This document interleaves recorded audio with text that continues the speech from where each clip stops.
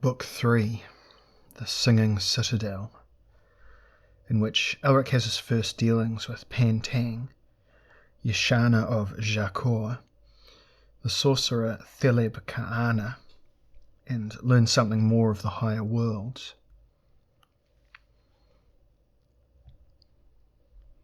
The turquoise sea was peaceful in the golden light of early evening, and the two men at the rail of the ship stood in silence, looking north to the misty horizon. One was tall and slim, wrapped in a heavy black cloak, its cowl flung back to reveal his long milk-white hair. The other was short and red-headed. "She was a fine woman and she loved you," said the short man at length. "Why did you leave her so abruptly?"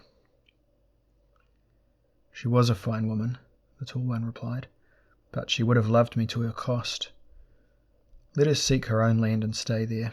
I have already slain one woman whom I loved, Moonglum. I would not slay another." Moonglum shrugged. "I sometimes wonder, Elric, if this grim destiny of yours is the figment of your own guilt-ridden mood." "Perhaps," Elric replied carelessly, "but I do not care to test the theory. Let's speak no more of this." The sea foamed and rushed by as the oars disrupted the surface, driving the ship swiftly towards the port of Dakos, capital of Jakor, one of the most powerful of the young kingdoms. Less than 2 years previously, Jakor's king, Daramut, had died in the ill-fated raid on Imrir, and Elric had heard that the men of Jakor blamed him for the young king's death, though this was not the case. He cared little whether they blamed him or not, for he was still disdainful of the greater part of mankind. "Another hour will see nightfall, and it's unlikely we'll sail at night," Moonglum said.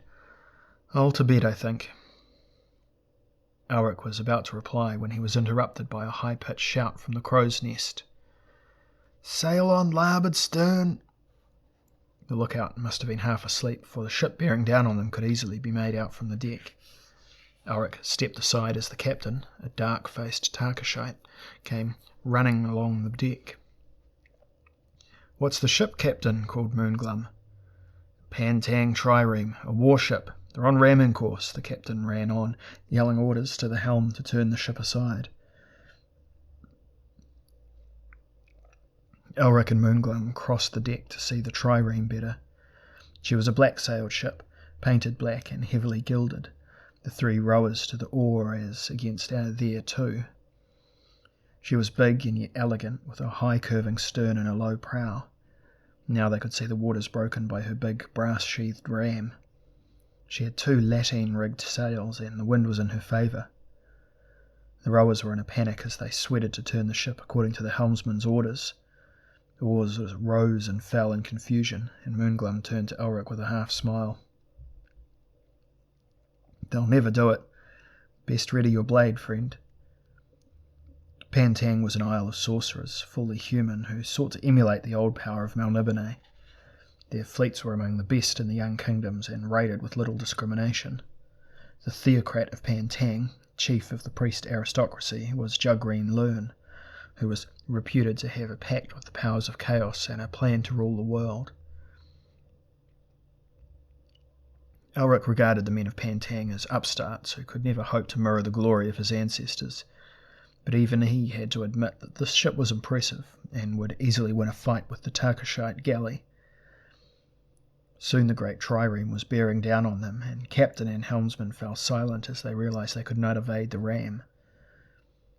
With a harsh sound of crushed timbers, the ram connected with the stern, holding the galley beneath the waterline. Elric stood immobile, watching as the trireme's grappling irons hurtled towards the galley's deck. Somewhat half-heartedly, knowing they were no match for the well-trained and well-armoured Pantang crew, the Tarkashites ran towards the stern, preparing to resist the boarders. Moonglum cried urgently, "Elric, we must help." Reluctantly, Elric nodded. He was loath to draw the rune sword from its scabbard at his side. Of late its power seemed to have increased. Now the scarlet-armoured warriors were swinging towards where the Tarkashites waited. The first wave, armed with broadswords and battle-axes, hit the sailors, driving them back. Now Elric's hand flew to the hilt of Stormbringer. As he gripped it and drew it, the blade gave an odd, disturbing moan as if of anticipation, and a weird black radiance flickered along its length. Now it throbbed in Elric's hand like something alive as the albino ran forward to aid the Tarkashite sailors. Already half the defenders had been hewed down and the rest retreated. Elric, with Moonglum at his heels, moved forward. The scarlet-armoured warrior's expressions changed from grim triumph to startlement as Elric's great black blade shrieked up and down and clove through a man's armour from the shoulder to lower ribs. Evidently they recognised him and the sword, for both were legendary. Though Moonglum was a skilled swordsman, they all but ignored him as they realised they must concentrate all their strength on bringing Elric down if they were to survive.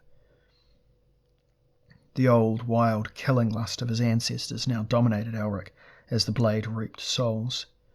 He and the sword became one, and it was the sword, not Elric, that was in control. Men fell on all sides, screaming more in horror than in pain as they realised what the sword had drawn from them. 4 came at him, with axes whistling. He sliced off one's head, cut a deep gash in another's midriff, lopped off an arm, and drove the blade point first into the heart of the last. Now the Tarkashites were cheering, following after Elric and Moonglum as they cleared the sinking galley's decks of attackers. Howling like a wolf, Elric grabbed a rope, part of the black and gold trireme's rigging, and swung towards the enemy decks. "Follow him," Moonglum yelled. "This is our only chance. This ship's doomed." The trireme had raised decks fore and aft. On the foredeck stood the captain, splendid in scarlet and blue, his face aghast at this turn of events. He had expected to get his prize effortlessly, and now it seemed he was to be the prize. Stormbringer sang a wailing song as Elric pressed towards the foredeck, a song that was at once triumphant and ecstatic. The remaining warriors no longer rushed at him and concentrated on Moonglum, who was leading the Tarkashite crew, leaving Elric's path to the captain clear. The captain, a member of the theocracy, would be harder to vanquish than his men. As Elric moved towards him, he noted that the man's armour had a peculiar glow to it. It had been sorcerously treated. The captain was typical of his kind, stocky, heavily bearded, with malicious black eyes over a strong, hooked nose. His lips were thick and red, and he was smiling a little as, with axe in one hand and sword in the other, he prepared to meet Elric, who was running up the steps. Elric gripped Stormbringer in both hands and lunged for the captain's stomach, but the man stepped sideways and parried with his sword, swinging the axe left-handed at Elric's unprotected head. The albino had to sway to one side, staggered, and fell to the deck, rolling as the broadsword thudded into the deck, just missing his shoulder. Stormbringer seemed to rise of its own accord to block a further axe blow, and then chopped upwards to shear off the head near the handle. The captain cursed and discarded the handle, gripped the broadsword in both hands and raised it. Again Stormbringer acted a fraction sooner than Elric's own reactions.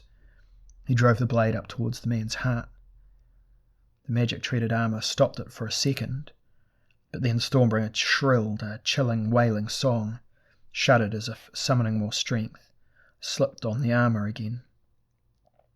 And then the magic armour split like a nutshell, leaving Elric's opponent bare-chested, his arms still raised for the strike. His eyes widened.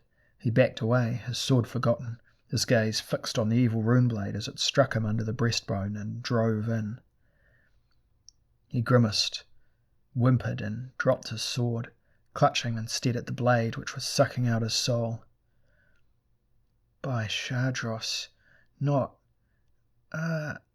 He died knowing that even his soul was not safe from the hellblade borne by the wolf-faced albino. Elric wrenched Stormbringer from the corpse, feeling his own vitality increase as the sword passed on its stolen energy, refusing to consider the knowledge that he needed the sword the more he used it. On the deck of the trireme, only the galley slaves were left alive, but the deck was tilting badly, for the trireme's ram and grapples were still tied to the sinking Tarkashite ship. "Cut the grappling ropes and back water, quickly," Elric yelled. Sailors, realising what was happening, leapt forward to do as he ordered. The slaves backed water, and the ram came out with a groan of split wood. The grapples were cut and the doomed galley set adrift. Elric counted the survivors. Less than half the crew were alive, and their captain had died in the first onslaught. He addressed the slaves. "If you'd have your freedom, row well towards Dakos," he called. The sun was setting, but now that he was in command, he decided to sail through the night by the stars. Moonglum shouted incredulously, "Why offer them their freedom? We could sell them in Dakos and thus be paid for today's exertion." Elric shrugged. "I offer them freedom because I choose to, Moonglum." The redhead sighed and turned to supervise the throwing of the dead and wounded overboard. He would never understand the albino, he decided. It was probably for the best.